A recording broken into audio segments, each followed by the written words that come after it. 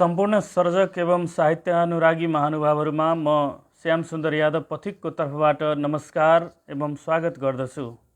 आज मिति 2079 साल 4 महिना 9 गते अर्थात् साउन महिनाको सोमबार, तदनुसार 2022 जुलाई 25 तारिक राति 7:55 बजे लघुकथा पाठ्यश्रव्य दृश्य प्रतिष्ठानको 279औं श्रृङ्खलामा उपस्थित भइसकेको छु।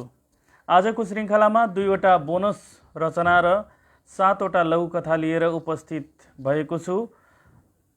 वाचन हुने लघुकथाहरूको विषयमा यहाँहरूको टिप्पणीको पनि अपेक्षा राखेको छु।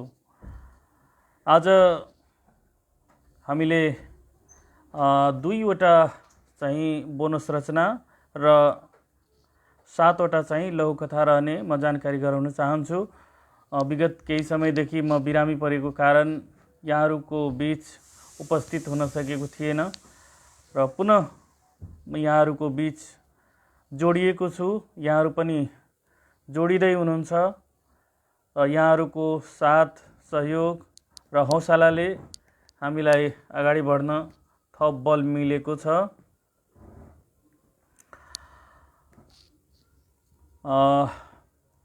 सरसर्ती म अब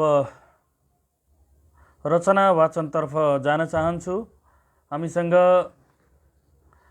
बोनस रचनाको रूपमा रहेको छ। पहिलो हास्य कविता छ, उद्योग खोल, उद्योग नखोल पार्टी खोल, चट्याङ मास्टरले लेख्नु भएको छ। साभार हामीले फितकौली.com बाट लिएका छौँ र आजको यो वाचनको लागि तारतम्य मिलाउनु भएको छ साहित्यकार नन्दलाल आचार्यज्यूले। कथा संयोजन पनि उहाँले गर्नुभएको छ र म लघुकथा वाचन गर्नुभन्दा अगाडि हास्य कविता वाचन गर्छु। त्यसभन्दा अगाडि म जानकारी गराउन चाहन्छु। जम्मा हामीसँग 7वटा लघुकथा रहनेछ। पहिलो लघुकथा चम्चा र काँटा, भोजराज रेग्मी मुखालेजीले लेख्नु भएको छ। दोस्रो लघुकथा फैसला शीर्षकको रहेको छ, नन्दलाल आचार्यज्यूले लेख्नु भएको छ। तेस्रो लघुकथा व्यापार शीर्षकको छ, सत्या अधिकारीजीको।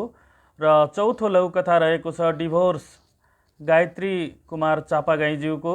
पाँचौं लघुकथा भान्जे बुहारी र माइजू सासू, इन्द्र थापा उदय पुरे कान्छोज्यूको रहेको छ भने छैठौं लघुकथा लात्ती शीर्षकको छ, उद्धव प्रसाद प्याकुरेलजीको। र सातौं लघुकथा हिसाब किताब शीर्षकको जीवन दाहालज्यूले लेख्नु भएको छ। र म यसअघि पनि जानकारी गराइसकेको छु। 2वटा चाहिँ बोनस रचनाको रूपमा रहनेछ।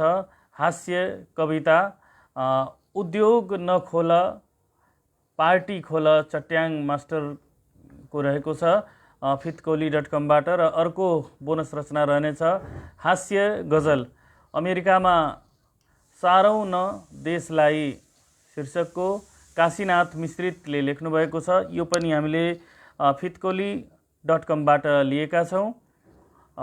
म लघुकथा वाचन गर्नु अघि हास्य कवितातर्फ जान चाहन्छु। उद्योग नखोल पार्टी खोल, चट्याङ मास्टरजीको। त उद्योग खोल्लास ऊ पार्टी खोल्छ, त उद्योग खोल्लास ऊ पार्टी खोल्छ, त बैंक ऋण लेलास ऊ चन्दा फिरौती लिन्छ, त मजदुर भर्ना गर्लास ऊ कार्यकर्ता भर्ना गर्छ, त सामान बनाऊ भन्लास ऊ देशै बनाऊ भन्छ। ए बाबु एक कुरो बुझ है, उद्योग नखोल पार्टी खोल, उद्योग नखोल पार्टी खोल। त प्रविधि आयात गर्लास ऊ राजनीति आयात गर्छ, त प्रविधि आयात गर्लास ऊ राजनीति आयात गर्छ, त नमुना विदेशी सामान देखाउलास ऊ नमुना विदेशी नेता देखाउँछ, त भएका नीति नियम मानौ भन्लास ऊ नीति कानुन फेरौँ भन्छ, त उद्योग बलियो बनाऊ भन्लास ऊ पार्टी बलियो बनाऊ भन्छ। जनतालाई धनी बन्न को दिँदैन र बुझ है, उद्योग नखोल पार्टी खोल, उद्योग नखोल पार्टी खोल। त कर्तव्यका कुरा गर्लास ऊ अधिकारका कुरा गर्छ। त काम सिकाउलास ऊ सिद्धान्त सिकाउँछ। त अनुशासन खोजलास ऊ त्यसमा दमन र दासत्व भेट्छ। त व्यक्ति व्यवस्थाका कुरा गर्लास ऊ राज्य व्यवस्थाका कुरा गर्छ। ए बाबु, घुस र करको चेपुवामा मर्लास है, उद्योग नखोल पार्टी खोल। त उत्पादन बढाऊ भन्लास ऊ आन्दोलन चर्काऊ भन्छ। त उत्पादन बढाऊ भन्लास ऊ आन्दोलन चर्काऊ भन्छ। त काम गर्न बोलाउलास ऊ जुलुसमा उफ्रन बोलाउँछ। त सामान निर्यात गर्ने भन्लास ऊ श्रमिक निर्यात गर्छ। त विदेशीसँग प्रतिस्पर्धा गर्लास ऊ विदेशीका चाकरी गर्छ। ए बाबु, जे सिद्धान्त पढिस बिर्सिदे है, उद्योग नखोल पार्टी खोल। त आफूलाई उद्योगी भन्लास ऊ तँलाई गरिब मारा शोषक भन्छ। त मानिसलाई क्षमता अनुसार वर्गीकृत गर्लास ऊ सबै समान भन्छ। त मजदुरमा जात वर्ग लिङ्ग विभेद नदेख्लास ऊ त्यही देख्छ। त 2080, 90, 2100 का कुरा गर्लास ऊ 2007, 17, 36, 46 र 62 को कुरा गर्छ। काम लाग्ने सिद्धान्त सिक्न आमसभा जुलुसमा जाने गरेछ है, उद्योग नखोल पार्टी खोल। त सबैको गाली खालास ऊ सबैको ताली खान्छ। त सबैको गाली खालास ऊ सबैको ताली खान्छ। त आफ्नो उद्योगमा ताला देख्लास ऊ आफ्नो गलामा माला भेट्छ। त टाट उल्टिएलास ऊ धनाढ्य पल्टिएला। त खोरमा बस्लास ऊ दरबार बस्छ। अनि तेरो बुद्धि फिर्ता त उसको कार्यकर्ता बन्नै पर्ने अवस्था होला, ऊ तेरो नेता बन्ला। त पार्टीको बधुवा मजदुर बनलास ऊ तेरो मुक्तिदाता सामन्त बनला। त सडक तताउलास ऊ कुर्सी तताउला। त अज्ञात शहीद बनलास ऊ महान नेता बनला। जनता गरिब र आफू धनी हुने बाटो हिँड है बाबु, उद्योग नखोल पार्टी खोल। भनेको मान है बाबु, उद्योग नखोल पार्टी खोल। भनेको मान है बाबु, उद्योग नखोल पार्टी खोल। 32 पुतली काठमाडौँमा बस्नुहुन्छ उहाँको अत्यन्त रमाइलो यो हास्य कविता मैले वाचन गरेँ। उद्योग नखोल पार्टी खोल। चट्याङ मास्टर चर्चित हास्य व्यङ्गकार हुनुहुन्छ, उहाँले लेख्नुभएको छ। अत्यन्तै राम्रो, सान्दर्भिक पनि। र हामीसँग टिप्पणीहरू पनि आएको छ। अति सुन्दर कथा। ब्रिजमान तामाङ सिङदनज्यूले र यसै गरी र्याङ्टी पराजुलीजीले पनि लेख्नुभएको छ। उद्योग नखोल पार्टी खोल, सटिक व्यङ्ग्य कविता। करुणा झाले स्वागत, आपका स्वागत है भन्नुभएको छ। उहाँले पनि स्वागत, नमस्कार, नमन भन्न चाहन्छु। र्यान्टी पराजुली नमस्कार धरानबाट। म रोशन नमस्कार छ। मनोहर पोखरेलज्यूले पनि लेख्नुभएको छ। हार्दिक शुभभावना, सबै लघुकथा प्रेमीमा भव्य स्वागत। अनि एन्जेल निलुजीले लेख्नुभएको छ, मेरो पनि नमस्कार। अनि मेरो पनि नमस्कार छ, धन्यवाद। प्रविधिले गर्दा अलिकति समस्या भएको हो, तैपनि यहाँहरू बीच म उपस्थित भएको छु। यहाँहरूको सटिक टिप्पणीको पनि आशा अपेक्षा राखेको छु। अब म सरसर्ती लघुकथा वाचनतर्फ जान चाहन्छु। पहिलो लघुकथा रहेको छ चम्चा र काँटा। भोजराज रेग्मी मुखालेज्यूले लेख्नुभएको छ। हिजो पहिले चम्चा एक्लो थियो र जेनतेन गुजारा चलाइरहेको थियो। पछि चम्चाको जिन्दगीमा काँटा जोडिएर आई। चम्चा र काँटाको दाम्पत्य बेजोडले चल्दै थियो। यिनीहरूको प्रेममय व्यवहार देखेर रोमियो जुलियट, लैला मजनू, मुना मदन मात्र होइन, राधाकृष्ण पनि ईर्ष्याले भुतुक्क हुन्थे। हुँदा हुँदा यिनको अद्भुत दाम्पत्यले चमत्कारै देखाउन थाल्यो। यिनले मिलेर कालेलाई सेते र सेतेलाई चाहिँ काले बनाए, भालेलाई पोथी र पोथीलाई चाहिँ भाले बनाए। यिनले आफ्ना कुलदेवताहरूलाई फकाई फुल्याई, भक्ष अभक्ष सबै जिउनार गराए, मत्याए, पुलपुल्याए, अघोरै महत्वाकांक्षी बनाए, चमत्कार देखाए। आज फेरि अर्को चमत्कार भएको छ। चम्चा र काँटा कित्ताकाट भएर नदीका दुई किनार जस्ता देखिएका छन्।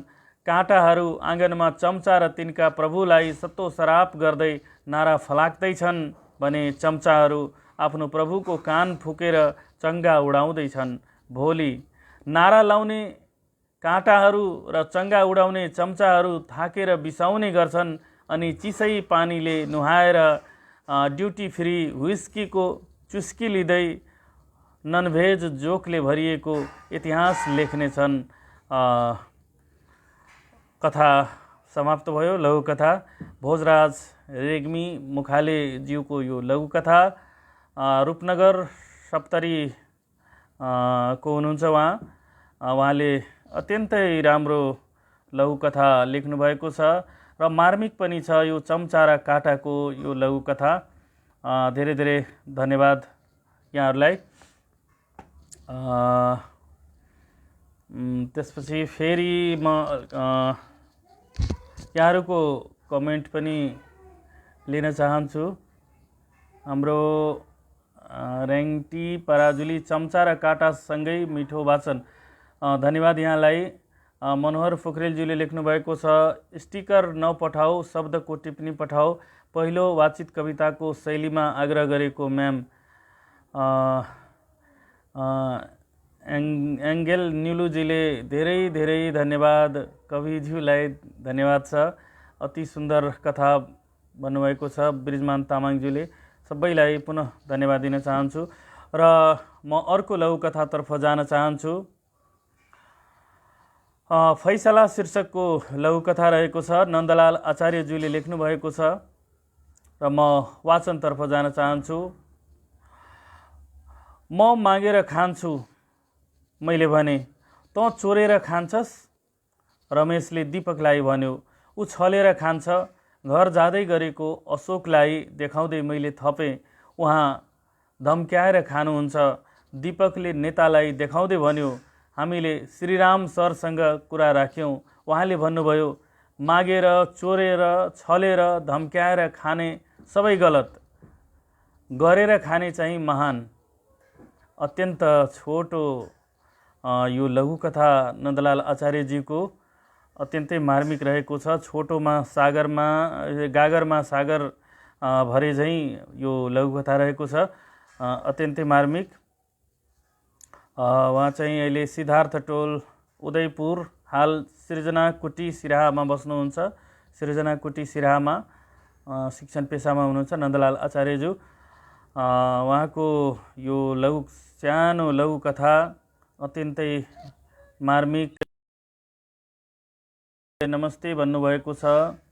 मेरो तर्फबाट पनि नमस्ते सर, यहाँलाई आजको वाचनको लागि यहाँले संयोजन गरिदिनु भएको छ।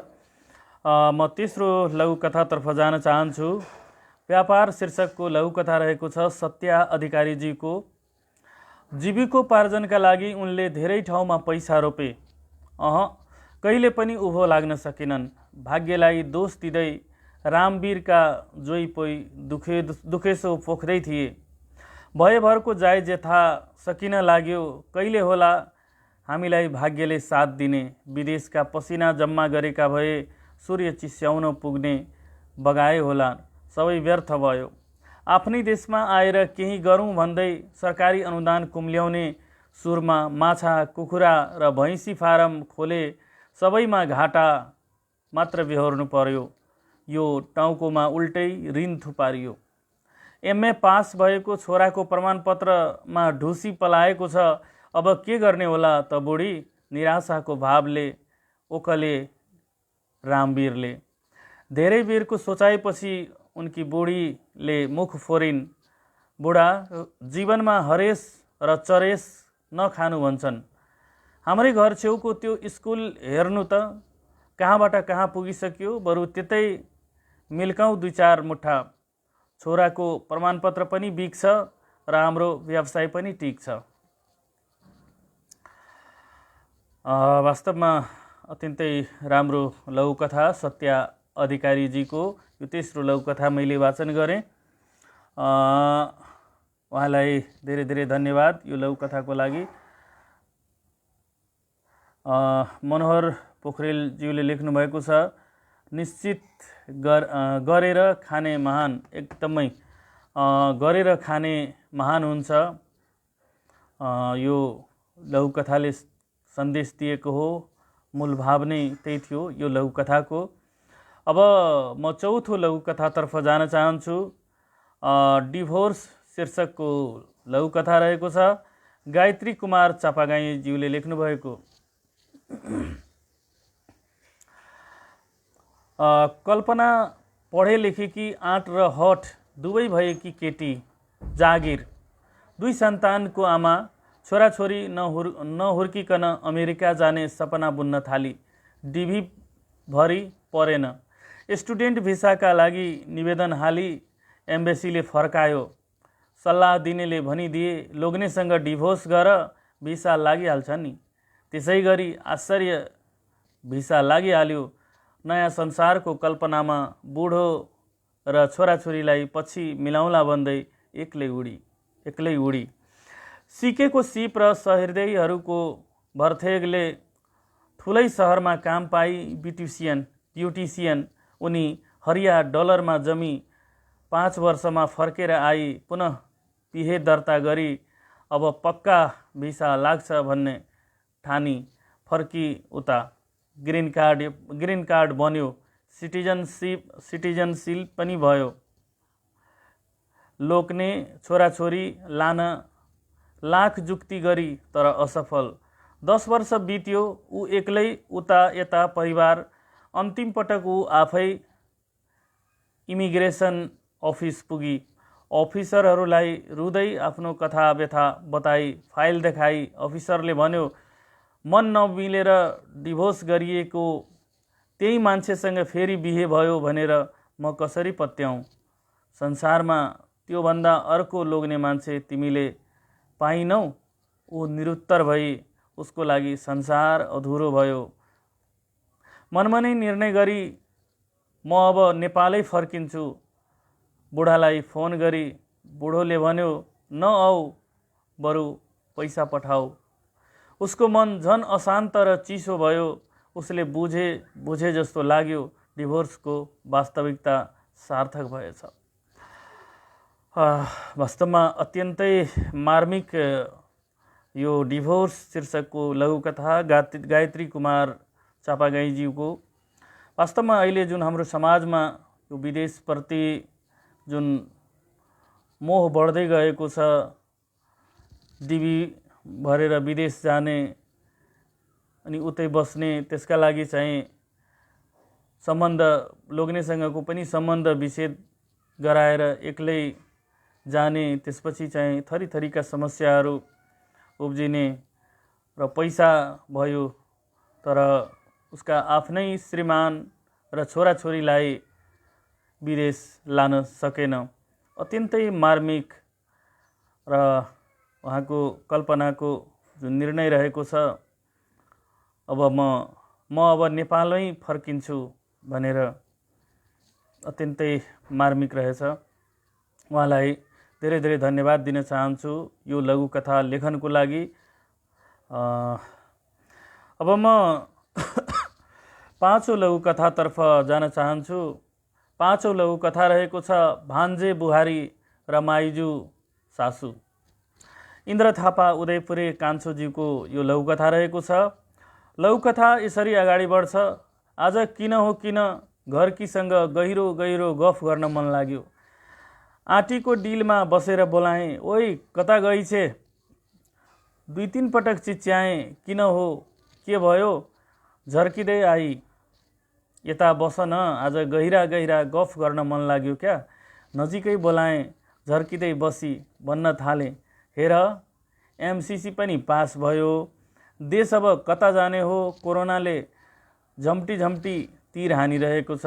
सुनको भाउमा पनि तोलाको लाख नाग्यो। कालीको जुत्ताले बुढी औँला देखाउँछ, कालेको कटुले भेन्टिलेसनको काम गरिराखेको देख्छु, अनि साँच्चै सर्टिफिकेट राखे सरकारले ऋण दिन्छ अरे हो। यस्तै यस्तै मेरो गफ फिट्टो सुनोस् त के र, कोरोनाको पिरभन्दा उसलाई साउन महिनाको पिर परेको रहेछ। एमसीसी पास होस् कि फेल, आफ्नो गरगहना पास गराउन तम्सेकी रहेछ।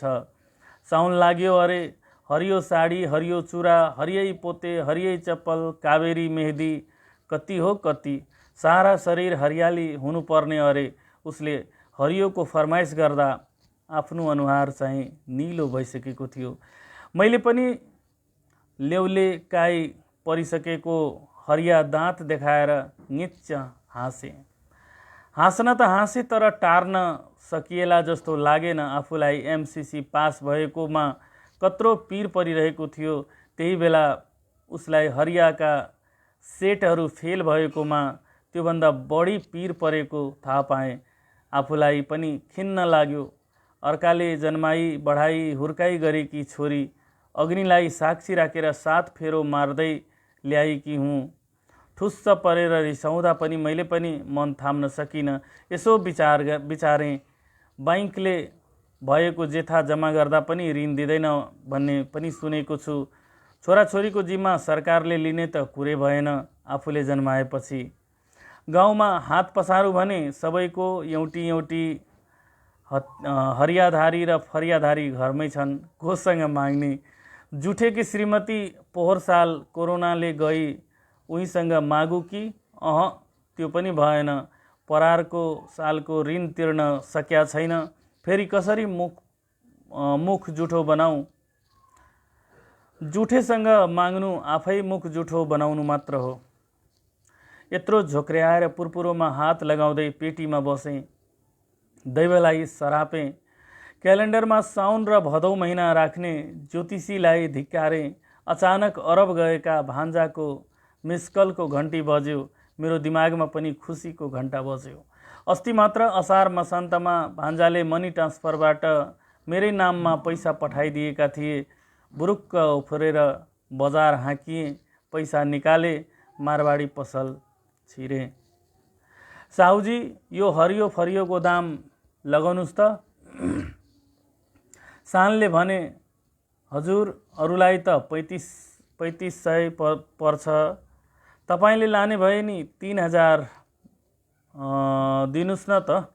मनमनै भने, यो मोराले पनि मेरो कहानी बुझेछ कि क्या हो गाँठे? अनि महँगो भएन र साहुजी? केही नम्रता देखाइदिए। साहुजी कड्किए। साउनमा हरियो साडी महँगो त परिहाल्छन् नि। चैतमा आउनुस् न, 1500 मै दिन्छु। चैत महिना फुत्किएकोमा आफूलाई बेवकुफ सम्झिँदै एकछिन आनाकानी गरेँ। साहुजी, कतै खस्ने ठाउँ छ कि छैन त? पुनः उही मोलमोलाइको भाव राखे। साहुजीले सोझो पाराले आँखा तर्दै भने, पेटीकोट पो लाउनु पर्छ त, नत्र त खसिहाल्छन् नि। होइन, साडी खस्ने ठाउँ भनेको होइन क्या, भाउ चाहिँ खस्ने ठाउँ छ कि छैन पो भनेको त। प्रश्न पारिदिएँ। अनि 2500 को काँटामा भाउ मिल्यो। सारी बोके हिँडे।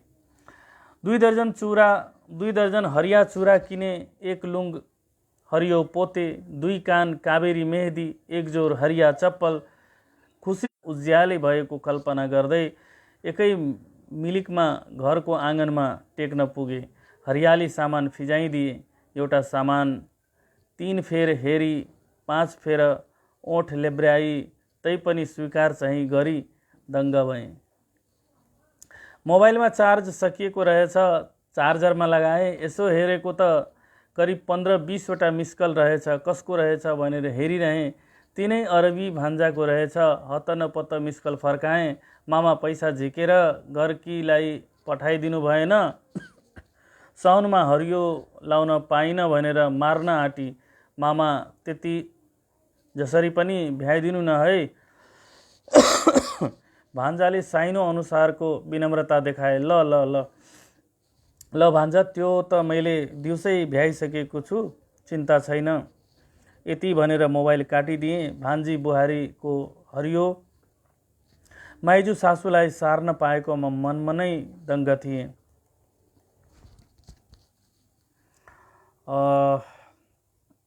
इन्द्र थापा उदयपुरे कान्छा हाल मावि सखडा सप्तरीमा कार्यरत हुनुहुन्छ।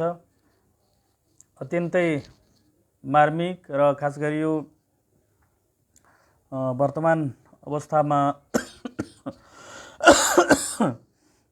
यो साउन भदौ महिनाको जुन पीडा हुन्छ, खास गरी श्रीमानहरूलाई त्योसँग जोडिएको यो लघुकथा थियो। अत्यन्तै मार्मिक। अर्चना परियारजीले टिप्पणी गर्नुभएको छ, यो लघुकथा सुनेर मलाई पनि साउनमा हरिया चुरा कपडा लाउन मन लाग्यो। मेहदी चाहिँ मैले अस्ति नै लगाइसकेँ। ल धन्यवाद छ टिप्पणीको लागि। यहाँले पनि व्यङ्ग गरेर लेख्नुभएको छ। यो कथामा व्यङ्ग्य पनि थियो अर्चनाजी। यसै गरी शिव आचार्यज्यूले लेख्नुभएको छ, श्याम दाजुमा नमन छ, सुन्दैछु हजुरको आजको कार्यक्रम। धन्यवाद छ शिवजी, यहाँले सुन्दै हुनुहुन्छ र टिप्पणी पनि गर्नुभएको छ। मनोहर पोखरेलज्यूले लेख्नुभएको छ, हरियाली सामग्रीले गोजीको हरियोको सत्यानाश। एकदम राम्रो टिप्पणी, सटिक टिप्पणी। यसै गरी राजकुमार कार्कीज्यूले लेख्नुभएको छ, मिठो वाचन। धन्यवाद छ यहाँलाई। अर्चना परियारज्यूको साह्रै मिठो वाचन। धन्यवाद अर्चनाजी।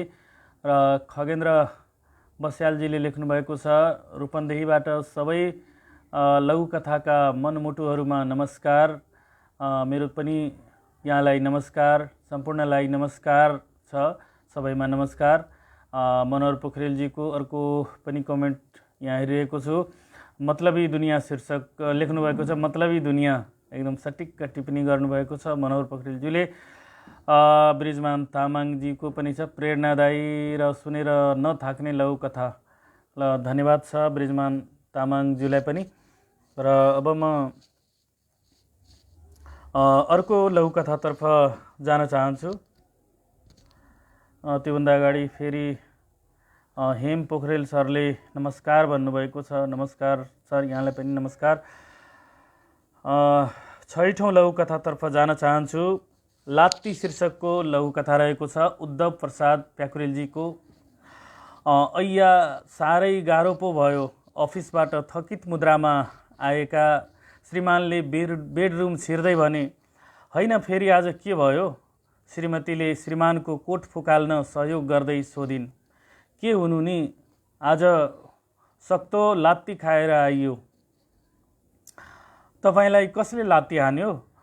छिटो भन्नुहोस्, म तुरुन्तै कारबाही गराउँछु।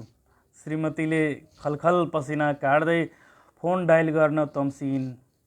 सरकारी पुरै संयन्त्रको त केही चलेन, तिमीले कारबाही गर्ने रे। श्रीमान खिस्याउँदै भने, अफिसमा झगडा गर्नुभयो कि के हो? के म झगडालु जस्तो छु र? कतै बाटामा केटी जिस्क्याउनु त भएन? म तिमीलाई त जिस्क्याउन्न, अरूको के कुरा। तिमीले त्यस्तो सोच्यौ भने त पाप लाग्छ। तपाईँमाथि कसले लात्ती चलायो? छिटो भन्नुहोस् न त। खै को हुनु? जहाँ झुझी गर्दै थिएँ। चाइनिज हुन् कि क्या हो? छिटो भन्नुहोस् न। मेरो सभ्यलाई म भित्र विकास भएको असभ्य व्यवहारले अब त बुझ्यौ? के भनेको त्यस्तो? मैले फिटिक्कै कुरा बुझिनँ। श्रीमतीजी अकमक्क परिन्। नबुझेको भए म बुझाउँछु। सुन, म अफिसबाट आउँदै थिएँ, सडकमा त ठुला ठुला पहाड पो बनेछ। त्यो पहाडले मलाई देखाएर गिज्याउँदै भन्यो, हा हा हा हा, यिनै हुन् सहरका सभ्य मानिस। मलाई लाज भयो र मैले मुख छोपे। त्यो पहाडमा लडाकुका जत्था थिए। म डराएर फटाफट हिँड्दै थिएँ। झुझी गर्दै सयौं जत्था आएर मलाई लात्ती बजाउँदै गए। सिधा कुरा गर्नु नि, खाली नचाहिने कुरा गर्नुहुन्छ। श्रीमती झन्किन्। के नचाहिने हुनु नि? सडकको फोहोरमा बसेका झिङ्गाले तिमीलाई चाहिँ लात्ती हानेका छैनन् र? वाह। अन्तिम वाक्य म पढ्दैछु। सडकका फोहोरमा बसेका झिङ्गाले तिमीलाई चाहिँ लात्ती हानेका छैनन् र? अत्यन्तै मार्मिक लघुकथा र खास गरी अहिले जुन हाम्रो सहर बजारको अवस्था रहेको छ, यो फोहोर सँग सम्बन्धित समस्याहरू जुन रहेको छ, सडक बाटो सबै ठाउँमा यो फोहोरको डङ्गुर हिल्लो, त्यो विषयलाई अत्यन्तै मार्मिक ढङ्गले र खास गरी यो व्यङ्ग्यात्मक शैलीमा उद्धव प्रसाद प्याकुरेलजीले लेख्नुभएको थियो। लात्ती शीर्षकको लघुकथा लेख्नुभएको छ। उहाँलाई, उद्धवजीलाई धेरै धेरै धन्यवाद दिन चाहन्छु यो लघुकथाको लागि। अब म 7औं अर्थात् अन्तिम लघुकथातर्फ जान चाहन्छु। हिसाब किताब शीर्षकको रहेको छ, जीवन दाहालज्यूले लेख्नुभएको छ। म कथातर्फ जान चाहन्छु। कथा यसरी अगाडि बढ्छ।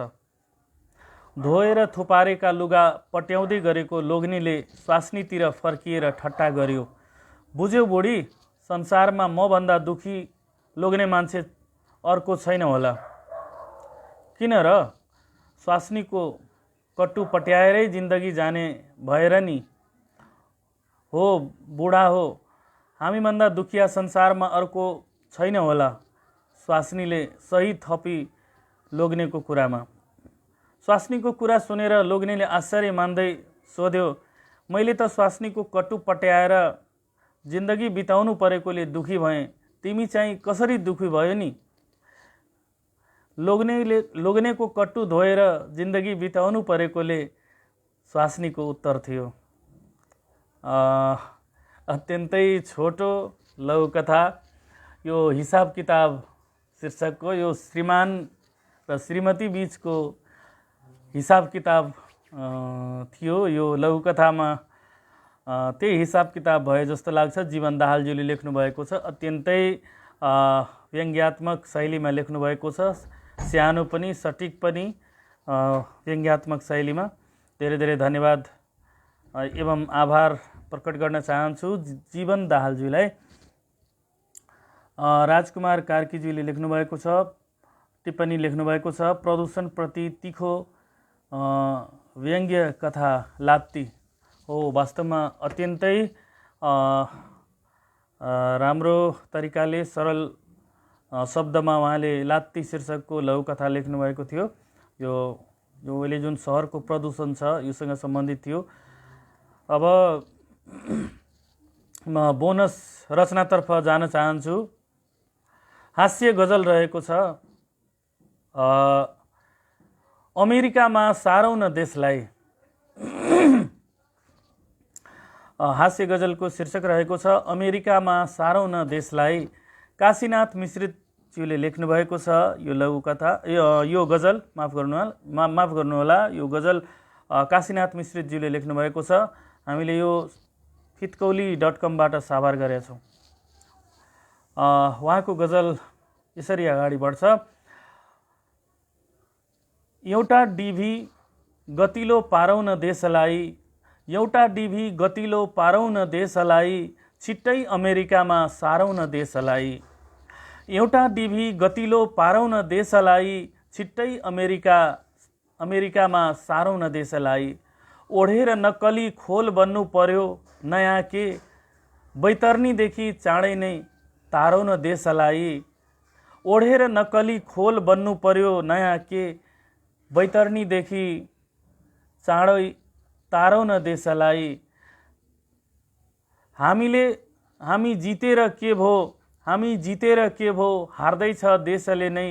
हामी जितेर के भो, हार्दैछ देशले नै। च्याखे दिई जुवामा हारौँ न देशलाई। ताला छ द्वारमा यो चाबी उतै उतै छन्, ताला छ द्वारमा यो चाबी उतै उतै छन्। को सक्छ खोल्न आऊ उघारौँ न देशलाई। सुस्ता मिचिरहेछन्, सुस्ता मिचिरहेछन्, यस्तै कति कति छन्। कोही नभन्नु होला बारौँ न देशलाई, कोही नभन्नुहोला बारौँ न देशलाई। कोही कतार जाउन् कोही मलेसियामा, कोही कतार जाउन् कोही मलेसियामा, जनता उतै दिई निथारौँ न देशलाई, जनता उतै दिई निथारौँ न देशलाई। बाँझो जमिन छोडी निर्जीव तुल्य पारी, बाँझो जमिन छोडी निर्जीव तुल्य पारी, के काम भो र आजै मारौँ न देशलाई, के काम भो र आजै मारौँ न देशलाई, आजै मारौँ न देशलाई। अत्यन्तै राम्रो यो देशभक्ति राष्ट्रप्रतिको भावनाले ओतप्रोत भएको यो गजल काशीनाथ मिश्रितज्यूले लेख्नुभएको छ। हामीले फितकौली.com बाट लियौँ। अत्यन्तै मार्मिक र खास गरी यो मनै छुने यो गजल शीर्षक थियो अमेरिकामा सारौँ न देशलाई। अत्यन्तै मार्मिक। राजकुमार कार्कीज्यूले टिप्पणी गर्नुभएको छ, हिसाब किताब बराबरै हुनुपर्छ जीवन चलाउन सन्देशमूलक कथा। धन्यवाद सर सटिक कमेन्टको लागि। यसै गरी अर्चना परियारज्यूले पनि लेख्नुभएको छ, टिप्पणी गर्नुभएको छ, हरेक कुरामा समानता, रमाइलो लाग्यो कथा सुनेर। धन्यवाद अर्चनाज्यूलाई पनि। र शिव आचार्यज्यूले पनि टिप्पणी त नभनौँ, उहाँले स्टिकर, हाँसेको स्टिकर राख्नुभएको छ। धन्यवाद छ। हामी कार्यक्रमको अन्त्यतर्फ आइपुगेका छौँ। आज हामीले 7वटा लघुकथा वाचन गऱ्यौँ र 2वटा चाहिँ बोनस रचना वाचन गऱ्यौँ। एउटा हास्य कविता थियो भने अर्को गजल थियो। हास्य कविता उद्योग नखोल पार्टी खोल चट्याङ मास्टरज्यूको रचना हामीले वाचन गऱ्यौँ र अर्को थियो हास्य गजल अमेरिकामा सारौँ न देशलाई, काशीनाथ मिश्रित ज्यूले लेख्नुभएको गजल। यो पनि हामीले फितकौली.com बाट लिएका थियौँ। र आजको हाम्रो यो कार्यक्रममा वाचन भएका लघुकथाहरू यस प्रकार रहेको छ। चम्चा र काँटा भोजराज रेग्मी मुखालेज्यूको। दोस्रो लघुकथा फैसला शीर्षकको नन्दलाल आचार्यज्यूको। तेस्रो व्यापार शीर्षकको सत्या अधिकारीज्यूको। चौथो लघुकथा डिभोर्स गायत्री कुमार चापागाईज्यूको। पाँचौँ लघुकथा भान्जे बुहारी र माइजू सासू इन्द्र थापा उदयपुरे कान्छेज्यूको। र छैठौँ लघुकथा लात्ती शीर्षकको थियो उद्धव प्रसाद प्याकुरेलजीको। र सातौँ लघुकथा हिसाब किताब जीवन दाहालज्यूको लघुकथा। आजको यो लघुकथा पाठ्य श्रव्य दृश्य प्रतिष्ठानको 279औं श्रृङ्खलामा मैले वाचन गरेँ। धेरै दिनपछि यहाँहरूको माझ उपस्थित भएँ। स्वास्थ्यमा समस्याका कारण बिचमा अनुपस्थित भएको थिएँ। यसको लागि यहाँहरूसँग क्षमा माग्न चाहन्छु, माफी माग्न चाहन्छु। अब सकभर प्रयास गर्नेछु आफ्नो पालोमा निरन्तर नियमित रूपमा उपस्थित हुने वाचा पनि गर्न चाहन्छु। र आजको यो वाचनमा यहाँहरूले टिप्पणीहरू गरेर हौसला बढाइदिनु भयो, प्रोत्साहन गरिदिनु भयो। यसको लागि यहाँहरूप्रति हार्दिक आभार प्रकट गर्दै आजको यो श्रृङ्खलाबाट वाचक म श्यामसुन्दर यादव पथिक बिदा हुन चाहन्छु। यहाँहरूको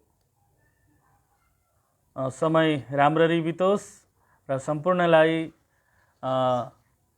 हार्दिक नमस्कार एवं प्रणाम भन्दै शुभरात्रि भन्न चाहन्छु।